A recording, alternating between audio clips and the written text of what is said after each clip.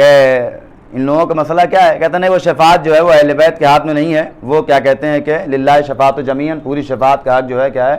خدا کے ہاتھ میں ہے۔ بڑا اچھا سوال کیا جعفر سبحانی صاحب نے، کہ ابھی آپ نے جانا ہے کہ شفاعت یعنی ڈبل، ڈکشنری والا معنی کیا ہے؟ زوج، ایک شفاعت کراتا ہے، ایک جس کی شفاعت کی جاتی ہے۔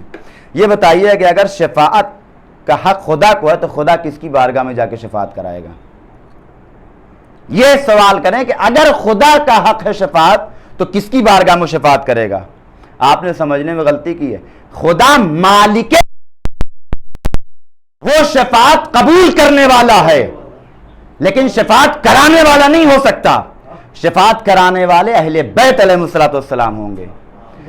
یہ جو ہم کہتے ہیں للہ شفاعت جمیعا، یعنی ساری شفاعت خدا کے اختیار میں ہے، یعنی وہ مالک شفاعت ہے، لیکن شفاعت کرانے والے، اور یہ تو آیت الکرسی میں خداوند عالم نے خود کہا ہے من ذا الذی یشفع عندہ الا باذنہ، اس کا مطلب کچھ لوگ ہیں کہ جن کو پرمیشن دے گا خدا کہ وہ شفاعت کرائیں گے۔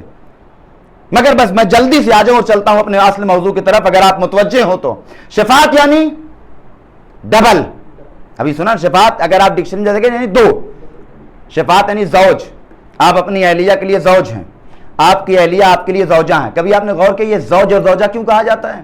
چونکہ زوج کا مطلب ڈبل ہوتا ہے، شادی سے پہلے آدمی اکیلا ہے، شادی کے بعد دو لوگ ہو جاتے ہیں، اس لیے زوج اور زوجہ کہا جاتا ہے۔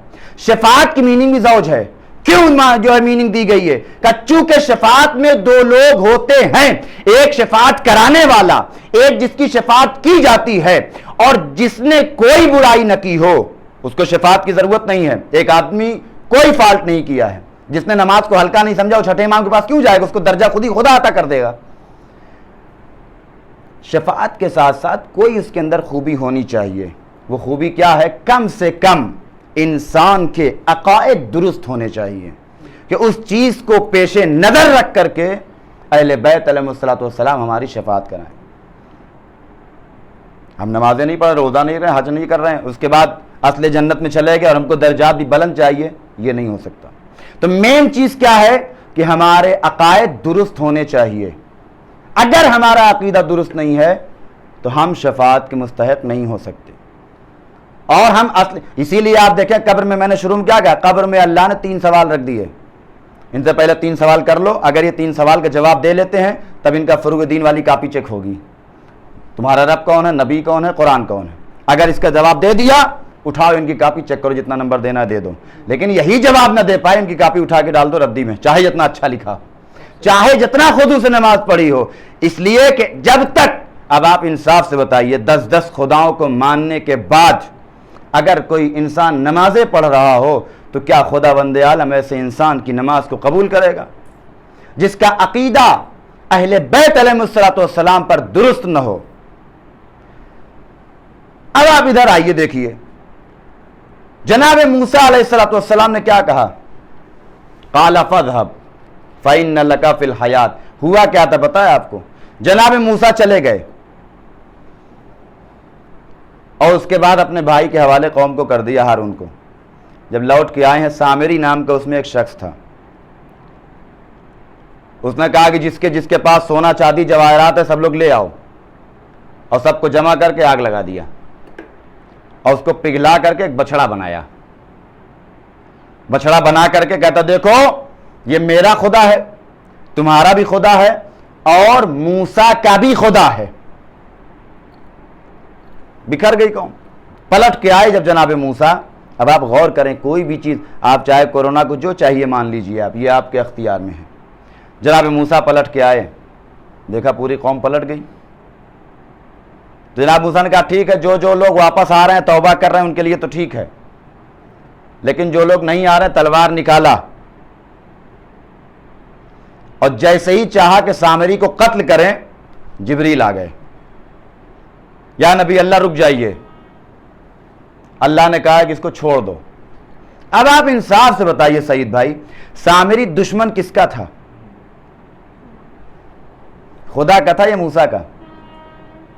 آپ ہمارے لیے ابھی کسی سے لڑائی کر لیجئے، پورا ایک دم مار پیٹ، اور اس کے بعد ہم آگے کہیں یار جانے دیجئے چھوڑیے، تن بدن میں آگ لگے گی نہیں لگے گی؟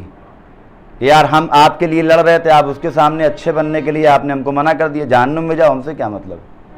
لیکن یہ سوال اٹھے گا نہیں اٹھائے گا کہ اللہ نے جناب موسیٰ علیہ السلام کو روکا کیوں ساری چیزوں کے باوجود. کیا اس کو چھوڑ دو, اللہ نے کہا اس کو چھوڑ دو. جناب موسیٰ کیوں ہکا بکا, اس نے تو باقاعدہ طور پہ دوسرے خدا کا اعلان کر دیا تھا. کہ اللہ نے اس کی وجہ بھی بتائی ہے, کہ چونکہ یہ سخی بہت ہیں, انہو سخی. اب آپ غور کریں, یعنی اس کا مطلب کہ اگر انسان کے اندر سخاوت پائی جاتی ہے تو اللہ چند لمحے کبھی عذاب ٹال دیتا ہے. یہاں سے ہم نتیجہ نکال سکتے ہیں کہ اگر انسان کے اندر سخاوت پائی جاتی ہے تو اللہ چند لمحے کی مصیبت ٹال دیتا ہے, چاہے وہ خود میرا ہی دشمن کیوں نہ ہو.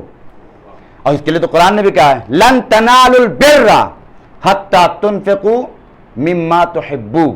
تم اس وقت تک کامیاب نہیں ہو سکتے جب تک خداوند عالم کی راہ میں اس چیز کو نہ خرچ کر دو جو تم کو سب سے زیادہ پسند ہو. ہم لوگوں کا مزاج کیا ہے, فقیر آیا ہے کپڑے مانگ رہا ہے, تو جو ابھی کل سل کے آیا ہے وہ تو نہیں دیں گے, وہ جو 1 سال 2 سال سے پہنتے آ رہے ہیں اٹھا کے دے دو وہی والا. ہوتا نہیں ہوتا ہے, بہت مشکل ہے. اسی لیے آپ دیکھیں, آپ سنتے ہوں گے کہ حاتم کا نام سنا نہیں سنا آپ نے, حاتم تائی اتنا زیادہ سخی تھا, اتنا زیادہ سخی تھا کہ جہنم میں تو ہے مگر بتاتے ہیں کہ جہنم کی آگ اس کو نقصان نہیں پہنچا سکتی. یعنی سخاوت اللہ کے نزدیک اتنی زیادہ اہمیت رکھتی ہے, اور یہ تو قرآن نے خود کہہ دیا, لن تنالوا البر, تم اصلا پہنچ نہیں سکتے کامیابی تک جب تک وہ چیز نہ دے دو. ہم لوگ مزاج یہ ہے کہ فقیر سامنے کھڑا ہو جائے, جیب میں ہاتھ ڈال کے چیک کرتے ہیں 10 والا یا 5 والا, اس کے بعد محسوس کرتے ہیں 5 والا ہے تو نکال کے دیتے ہیں. چھوڑ دیا. اچھا پتہ نہیں آپ لوگوں کے ساتھ ایسا ہے نہیں, ہماری کلاس میں نام نہیں لوں گا, پتہ نہیں سن لے تو, ایک جو ہے ہمارے کلاس فیلو تھے وہاں بنگال کے, اور ایک اور تھے جو ہے یو پی کے. تو دونوں لوگوں میں ہو جاتا ہے اکثر, بچپنا رہتا ہے تو بنتی نہیں تھی کبھی بھی, دونوں لوگ ایک دوسرے کو برداشت نہیں کر سکتے تھے. اب تو ٹھیک ہو گیا. تو ایک دن ایسے ہی بیٹھے ڈیبیٹ ہو رہا تھا, مباحثہ. تو وہ جو کیا کہتے ہیں کہ سامنے والے تو انہوں نے کہا دیکھو سب ہمیں دیکھے تم نہ دیکھو, تمہارے دیکھنے سے بڑی تکلیف ہو رہی ہے, سب دیکھے تم نہ دیکھو. میں نے کہا بھائی اگر اس کو پریشانی آپ مت دیکھیے اس کو. وہ اتنا بدماش کہ بجائے اس کے کہ نہ دیکھتا, دیکھ کر کے کنکھیوں مسکرا دیا, تب اور آدمی کھسک جائے. اب آپ انصاف سے بتائیے کہ جب سامری کو جناب موسیٰ نے چھوڑا ہے, بقول وسیع صاحب کی صحیح بات ہے, اب آدمی تصور کرے کہ کیسا منظر رہا ہوگا وہاں پہ کہ جب سامری چلا ہوگا, بڑے آئے تھے ہم کو قتل کرنے کے لیے, چھوڑ دیا نہیں چھوڑ دیا, بہت بن رہے تھے, مار دوں گا کاٹ دوں گا یہ کر دوں گا, چھوڑوا دیا اللہ نے ہمیں, ہے نہیں ہے. تو جناب موسیٰ آپ انصاف سے بتائیں دل کی کیفیت ہو جائے جناب موسیٰ کا عالم کیا رہا ہوگا. نکالے تھے تلوار مار دیں گے, جبریل نے منع کر دیا, اب بہت آئے تھے مارنے کے لیے. جیسے ہی چلنے لگا, اب قرآن کی جو آیت اس کے یہاں سے خدا نے نقل کی, یہ آیت یہاں سے اب شروع ہو رہی ہے, یہ پیچھے پس منظر آپ کو تفسیروں میں ملے گا کہ یہاں سے اور لہجے سے ایسا لگتا ہے کہ جناب موسیٰ جو ہے کچکچائے کس کے, قال فاذهب, جاؤ جاؤ, وَإِنَّ لَكَ مَوْعِدًا, قال فاذهب فَإِنَّ لَكَ فِي الْحَيَاةِ أَن تَقُولَ لَا مِسَاسَ. اچھا انصاف تو بتائیے, جناب موسیٰ نے اس کو بد دعا دیا نا, تو جناب موسیٰ کی بد دعا قبول ہوگی یا نہیں قبول ہوگی؟ اگر قبول نہ ہونا ہوتا تو اللہ قرآن میں ذکر کیوں کرتا؟ تو جب بد دعا قبول ہو سکتی ہے تو دعا قبول ہو سکتی نہیں ہو سکتی ہے؟ تو جب موسیٰ کی دعا قبول ہو سکتی ہے تو فخر موسیٰ کی دعا کیوں نہیں قبول ہو سکتی ہے؟ تو اگر ہم اہل بیت علیہ السلام کے پاس جاتے ہیں شفاعت کے لیے تو ہمارے اوپر اعتراض کیوں کیا جاتا ہے؟ اچھا انصاف سے بتائیے, جناب یوسف علیہ السلام جب انہوں نے اپنا کرتا بھیجا اپنے بابا یعقوب کے لیے, اندھے ہو گئے تھے نا, وہ نہیں دکھائی دے رہا تھا ان کو, آپ انصاف سے بتائیے جناب یعقوب علیہ السلام کہاں پر تھے؟ کنعان میں. یوسف کہاں تھے؟ مصر میں. کتنے دن میں پہنچے گا یہ قافلہ؟ کتنے دن میں پہنچے گا؟ کم سے کم 1 ہفتہ. اس زمانے میں ٹرین تو تھوڑی جا رہے تھے, پھر بھی مانے اگر 1 ہفتہ ہی مان لیجئے, 1 ہفتہ 1 مہینہ 15 دن.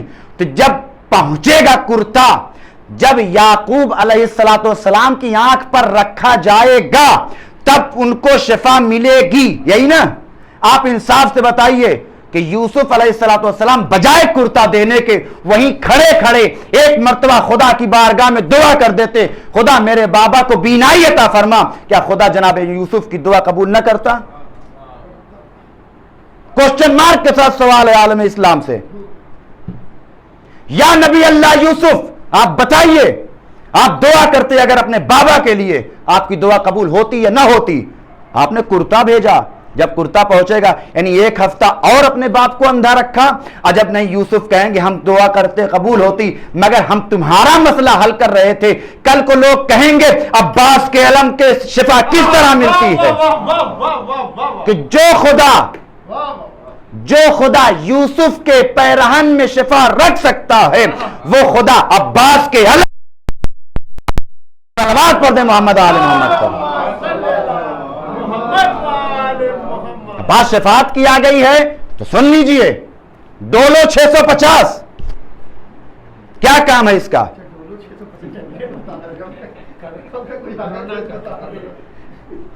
ڈولو 650 پیراسیٹامال.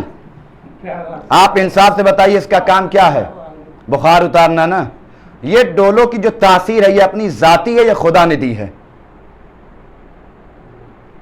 یہ پورے عالم اسلام سے سوال ہے. یہ ڈولو کی تاثیر اپنی ذاتی ہے یا خدا نے دی ہے؟ ہاں، یعنی پھر ہم کو یہ ماننا پڑے گا کہ خدا کے علاوہ بھی کائنات میں کچھ چیزیں ہیں جن کی اپنی طاقت ذاتی ہے. ہم تو علی کی بھی طاقت ذاتی نہیں مانتے ہیں. آپ انصاف سے بتائیے علی علیہ السلام اپنی روٹی کہاں سے توڑتے تھے؟ گھٹنے سے. ایک شعر یاد آ گیا، مولا نان جوی، جو کی نان، جو کی روٹی، نان جوی پتھر سے بھاری، پھول سے ہلکا باب خیبر. نان جوی پتھر سے بھاری کے گھٹنے سے توڑ رہے ہیں اور باب خیبر 2 انگلیوں سے اکھڑ رہا ہے. پھول سے ہلکا باب خیبر. اور چاندی کے بدلے گھر میں فضہ، زر کے بدلے باہر ابو ذر. تو مولا کائنات گھٹنوں کے ذریعے سے روٹی توڑ کے کیا بتا رہے ہیں؟ وہ طاقت ہماری اپنی ذاتی نہیں تھی، خدا کی دی ہوئی تھی. خیبر اکھاڑا 2 انگلیوں پر مگر روٹی گھٹنے سے توڑی جا رہی ہے. یہ بتا رہے ہیں ہم وہ نہیں ہیں کہ جو اپنی طاقت کا مس یوز اپنے پرسنل کام کے لیے نہیں کرتے ہیں. جب جیسا موقع ہوتا ہے، اگر یہی دنیا والوں نے سمجھ لیا ہوتا کربلا میں حسین پر پانی اختیار، کسی نے پابندی نہیں لگائی تھی. تو دوا کی تاثیر اپنی ذاتی نہیں، کسی کی بھی اب تاثیر اپنی ذاتی نہیں ہے، جو ہے وہ اس کی ہے. تو یہ دوا میں ڈولو 650 میں اثر کس نے رکھا ہے؟ اور اکثر آپ دیکھتے ہوں گے کہ ایک ہی دوا ایک آدمی کھلائیے تو کام کر جاتی، دوسرے آدمی کے اوپر کام نہیں کرتی ہے. وہ چاہے گا، آپ کے اختیار میں نہیں ہے، وہ چاہے گا تو شفا دے گا. تو جب اللہ ایک معمولی سے ٹیبلٹ میں شفا رکھ سکتا ہے تو اہل بیت علیہ السلام کے مزار میں شفا کیوں نہیں رکھ سکتا؟ ان ہاتھوں میں شفا کیوں نہیں رکھ سکتا جو دست خدا ہیں؟ کیوں نہیں شفا ہو سکتی ہے؟ لہذا شفاعت ممکن ہے. تو کیا کہا جناب موسیٰ علیہ السلام نے؟ چلے جاؤ. اس کے بعد یہاں سے قرآن نے نقل کیا قال فاذهب، جاؤ. لیکن جناب موسیٰ نے 2 بد دعائیں دی ہیں. اب یہ ہمارا جو شروع سے بات آئی تھی فَإِنَّ لَكَ فِي الْحَيَاةِ أَن تَقُولَ لَا مِسَاسَ، لیکن سنو سے یہ کہتے پھرو کہ مجھے ہاتھ مت لگاؤ، ڈونٹ ٹچ می. لا مساسا، ان تقول لا مساسا، کہ تم لوگوں سے یہ کہتے پھرو کہ مجھے ہاتھ مت لگاؤ، مجھے چھوا چھوت بیماری ہو گئی ہے. آج وہی تو ہے، مجھ سے دوری بنا کر کے رکھو، مجھے چھوا چھوت بیماری ہو گئی ہے. تو کچھ سمجھ میں آیا کہ انسان اگر اپنے رب لگ جایا کرتی ہے. اور اس کے بعد جناب موسیٰ نے پھر کہا سنو یہ تو تمہاری دنیاوی سزا ہے. وَإِنَّ لَكَ مَوْعِدًا، اور وہاں پر بھی ہے لن تخلفا، اس کی مخالفت نہیں ہوگی، وہاں بھی سزا ملے گی. یہ تمہاری دنیاوی سزا ہے. وَانظُرْ إِلَىٰ إِلَٰهِكَ، اور دیکھو اپنے رب کی طرف. الذی ظلت علیہ عاکفا، کہ جس کو تم گھیر کے بیٹھے ہو، میں اس کو جلا کے راکھ کر دوں گا۔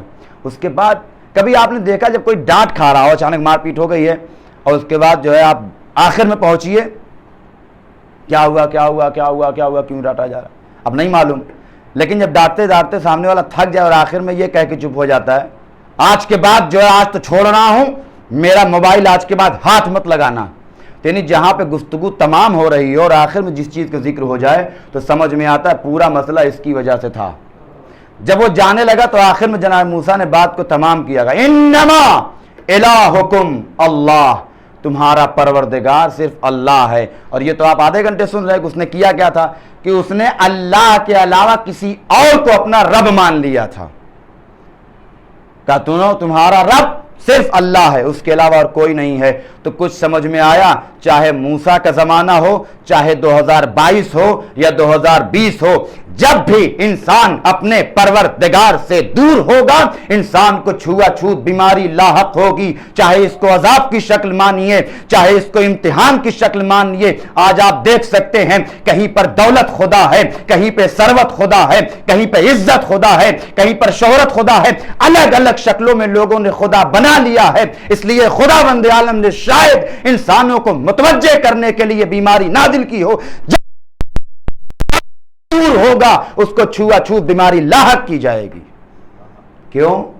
تاکہ انسان کو متوجہ کرایا جائے، انسان کو اس چیز کی طرف۔ اور میں ایک جملہ اکثر میں کہتا ہوں، اگر انسان صحیح، ایک معنی میں ایک میان میں دو تلوار رہ سکتی ہے؟ نہیں رہ سکتی نا۔ اگر انسان نے صحیح معنی میں اس کو رب مانا ہوتا تو کبھی بھی علی کو خدا نہ مانتا۔ اور آپ دیکھ لیجئے جس نے بھی خدا کو واقعاً خدا مانا ہے اسی نے صحیح سے محمد کو نبی بھی مانا ہے، علی کو امام بھی مانا ہے، لیکن جس نے اس کو خدا نہ مانا، محمد کو نبی نہیں اپنا بڑا بھائی سمجھا، علی کو امام کے بجائے خدا سمجھ بیٹھے۔ ہوا نہیں ہوا؟ اس لیے کہ اگر ادھر سے آئے ہوتے، مسئلہ کیا ہے کہ پہلے گئے علی کے در پہ خدا مان بیٹھے، جب آگے آئے تو نہیں، دوسرا خدا نہیں ہو سکتا۔ اگر پہلے ہی مرحلے میں، اسی لیے نہج البلاغہ میں مولا کائنات حضرت علی ابن ابی طالب علیہ السلام نے کیا کہا؟ اول الدین معرفت الجبار۔ نہج البلاغہ مولا کائنات فکر ہے کہ دین کی اصل کیا ہے؟ اس کی معرفت، اس پر ایمان۔ پہلی چیز کیا ہے؟ انسان اپنے رب کو مانے۔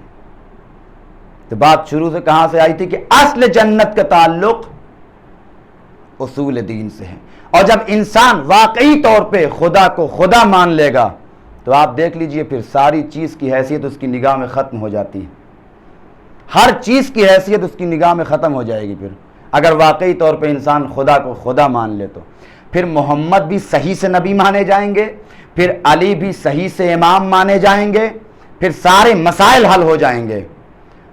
ورنہ اور ایسا بھی ہے، ہم لوگ جنت کے خواہش مندان ہیں نا، تاریخ شاہد ہے کہ جن جن لوگوں نے واقعی طور پہ اللہ کو اللہ مانا ہے پھر وہ جنت کی خواہش نہیں کرتے، جنت ان کی خواہش کرتی ہے، جنت ان کی آرزو کرتی ہے۔ اور جنت مخلوق ہے، جنت خالق ہے یا مخلوق؟ ہم کیا ہیں؟ تو ایک مخلوق دوسری مخلوق کی خواہش کرے، یہ کون سی عقل مندی ہے؟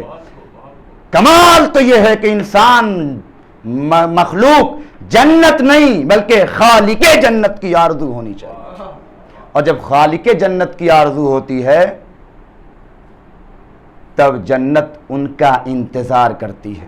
اور پھر ان کو پھر بتانا نہیں پڑتا کہ نماز ایسے پڑھو، روزہ ایسے رکھو، حج ایسے کرو۔ جو واقعاً جب خدا کو خدا مان لیتے ہیں، اس لیے کہ ساتویں امام موسیٰ کاظم علیہ السلام فرماتے ہیں، کیا فرمایا مولا نے؟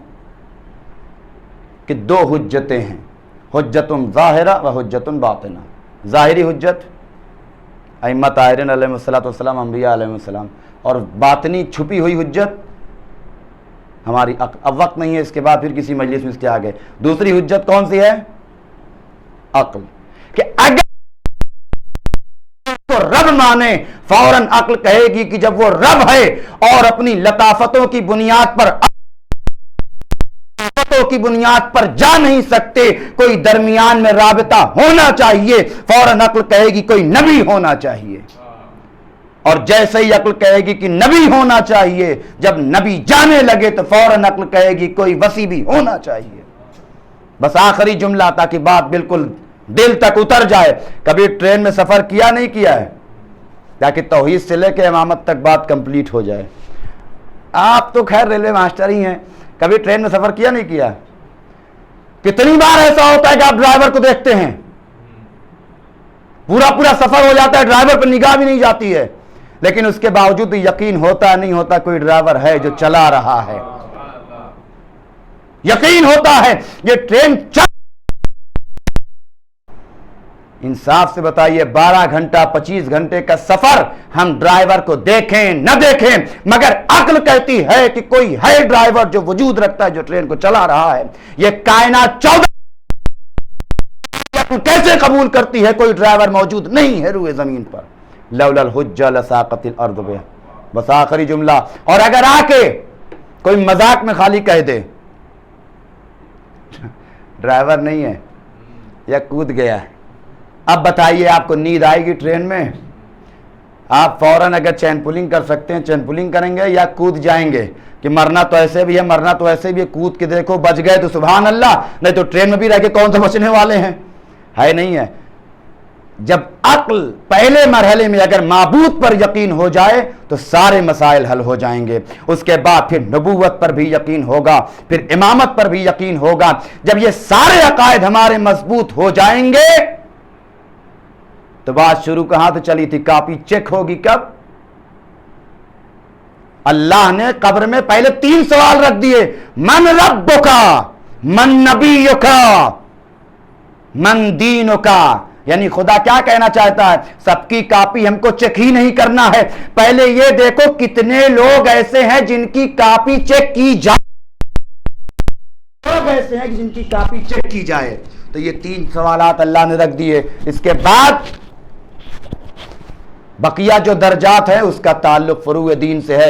ला तनालु शफाअतुना मन इस्तखफ़ बिस्सलात। इन अकायद की बुनियाद पर इंसान जन्नत में चला तो जाएगा, मगर वहां पे दर्जात उस वक्त बुलंद होंगे जब हमने बकिया अमाल अंजाम दिए होंगे, नमाजें पढ़ी होंगी, रोजा रखा होगा, हज किया होगा। जिसने जिंदगी में कभी एक रोजा न रखा हो, कैसे उम्मीद रख सकता है कि जन्नत में अल्लाह उसको उस मकाम पे रखेगा जहां दूध की नहरें बह रही हों? जिसने जिंदगी में एक मर्तबा भी अपने निगाहों को नामहरम से महफूज न रखा हो, कैसे उम्मीद रख सकते हैं जन्नत में जाने के बाद हमको खूबसूरत खूबसूरत हूरें नसीब होंगी? वाह वाह वाह वाह, क्या ख्वाहिश है। हमने दुनिया में कुछ न किया, नमाजें नहीं पढ़ी, रोजा नहीं रखा, हज नहीं किया, सब कुछ, और जन्नत में जाने के बाद आला दर्जा हमको नसीब हो जाए। जैसे ही इमाम के पास इंसान पहुंचेगा, मौला दिखाओ, इमाम कहेंगे तुमने नमाज़ें नहीं पढ़ी है, आ तो गए हो, मगर ला तनालु शफाअतुना मन इस्तखफ़ बिस्सलात। ये शफाअत हमारी नसीब नहीं हो सकती जिसने नमाज को हल्का समझा हो, जिसने रोजा न रखा हो, जिसने बकिया अमाल न किए हों। लिहाजा पहले मरहले में हमारे अकायद और उसूल दीन, उसके बाद फुरूए दीन, और उसूल दीन में भी पहले मरहले पर खुदा। तो बस एक जुमला आज की मजलिस का कि अगर बचना है तो कम से कम हमारा अकीदा अपने माबूद पर बेहतर और बढ़िया होना चाहिए। 100% हमारा अकीदा उसके ऊपर इस तरह से होना चाहिए जैसे करबला वालों का था। आप इंसाफ से बताइए, बस मैं आपको मुतवज्जे कराना चाहता हूं खाली। वाकई देखें कि इनकी निगाह में खुदा का क्या मेयार था और खुदा की क्या मंजिलत थी। इमाम हुसैन अलैहिस्सलाम ने चिराग को बुझा दिया। ये क्यों किया? क्या इमाम को पता नहीं था? इंसाफ से बताइए, इमाम को पता नहीं था कि ये लोग नहीं जाएंगे? फिर इमाम ने चिराग को बुझा करके सवाल और जवाब क्यों हो रहे हैं? ये दुनिया वालों को जवाब देने के लिए, ताकि लोग ये समझ जाएं कि ये लोग जन्नत के लिए नहीं आए हुसैन के पास। चिराग को बुझा दिया, मैं जवानाने जन्नत के सरदार, जन्नत की ज़मानत ले रहा हूँ, अब क्या बचा है? अच्छा, शर्मिंदगी महसूस हो रही है, चिराग बुझा देते हैं। और अगर मदीने में जाकर शर्मिंदगी का एहसास हो तो किसी का हाथ पकड़ो, बनी हाशिम में से लेके चले जाओ। इमाम फितरत पर हाथ रख रहे हैं।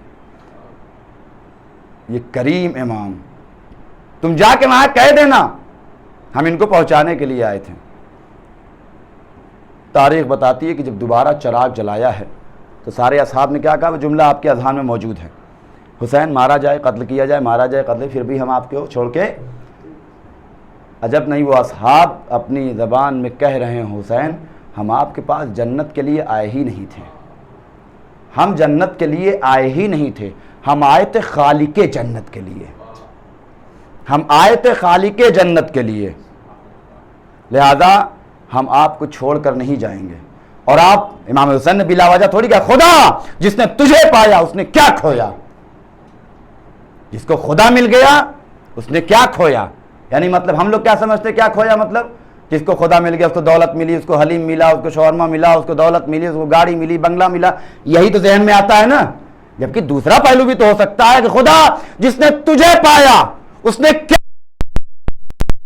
ہم لوگ کے ذہن میں پہلے مرحلے میں یہی آتا ہے، بڑھیا گھر، گاڑی، اچھی بیوی، اچھا کھانا، ہر سب کچھ دنیاوی اعتبار سے ساری چیزیں، جبکہ امام یہ نہیں، دوسرا پہلو بھی تو ہو سکتا ہے، خدا جس نے تجھے پایا اس نے کیا کھویا، جس نے تجھے پایا اسی کو محمد ملے ہیں، اسی کو علی ملے ہیں، اسی کو دین ملے ہیں، اسی کو زہرا ملی ہیں، جو تجھے ڈائریکٹ جائے گا محمد کو اپنا بڑا بھائی سمجھے گا، جو تجھے چھوڑ کر کے ڈائریکٹ علی کے پاس جائے گا علی کو خدا سمجھے گا۔ کبھی ملنگیت، الگ الگ مذاہب نکل کر کے آئیں گے، اسی لیے امام نے کہا پہلے وہاں، جب وہاں جاؤ گے ساری چیزیں سیٹ ہو جائیں گی، ہم کو مارا جائے، زندہ کیا جائے، ہم آپ کو چھوڑ کر کے نہیں جائیں گے۔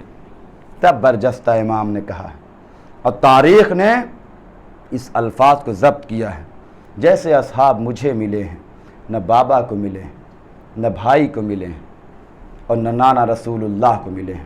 اور واقعاً آپ غور کریں، تاریخ شاہد ہے کہ جب تک یہ اصحاب زندہ رہے کہ امام نے یہ آواز بلند نہیں کی، حل من ناصر ینصرنا، حل من مغیث یغیثنا، ہے کوئی جو حسین کی مدد کرے، ہے کوئی جو حسین کی نصرت کرے۔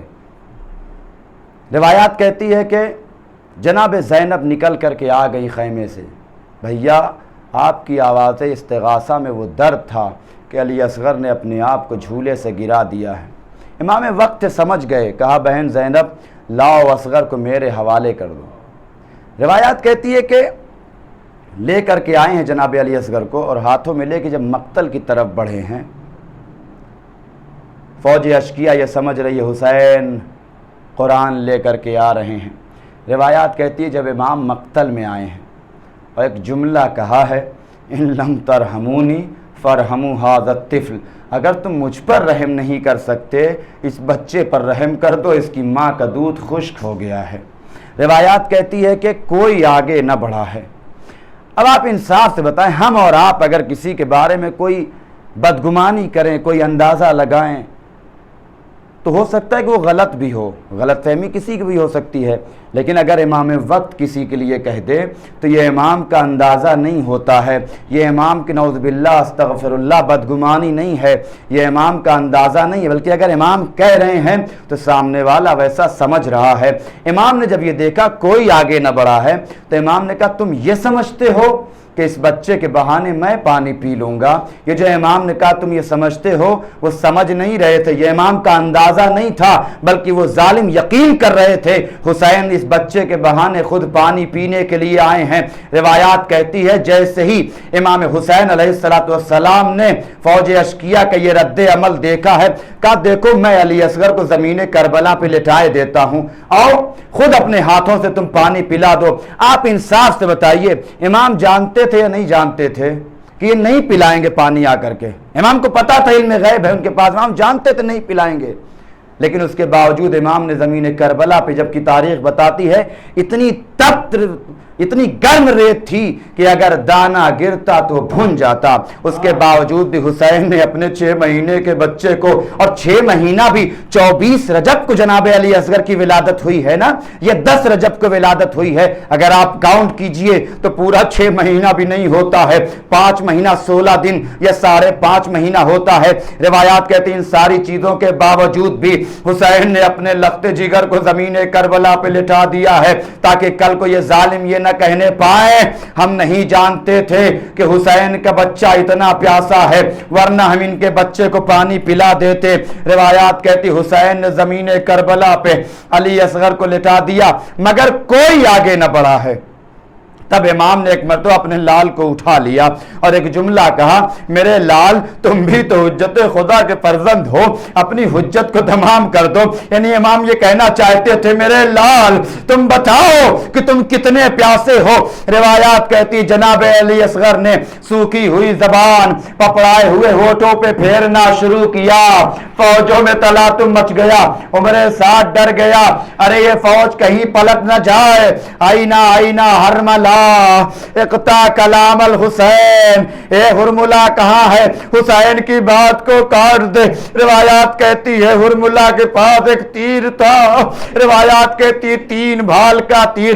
ذرا غور کریں جو 5.5 مہینے کا بچہ ہو اس کے گلے کی چوڑان کیا ہوگی، 3 بھال کے تیر کی چوڑان کیا ہوگی۔ جناب علی اصغر کے گلے کا نشانہ لیا، علی اصغر کے گلے میں سوراخ نہیں ہوا، لیکن روایات کہتی فَذُبِحَا مِنَ الْوَرِيدِ إِلَى الْوَرِيدِ، جب تیر آن کر کے لگا ہے اصغر اس کان سے اس کان تک ذبح ہو گئے ہیں۔ روایات کہتی حسین نے اصغر کے خون کو چلو میں لیا ہے، آسمان کی طرف پھینکنا چاہتے ہیں، انکار ہوا، زمین کی طرف پھینکنا چاہتے ہیں، انکار آسمان کو ہے، راضی زمین نہیں، اصغر تمہارے خون کا ٹھکانہ کہیں نہیں۔ حسین نے ایک مرتبہ خون علی اصغر کو چہرے پر ملا، اے نانا میں روز محشر آپ سے اسی عالم میں ملوں گا، آپ کی امت نے آپ کے نواسے کو کیا صلہ دیا ہے۔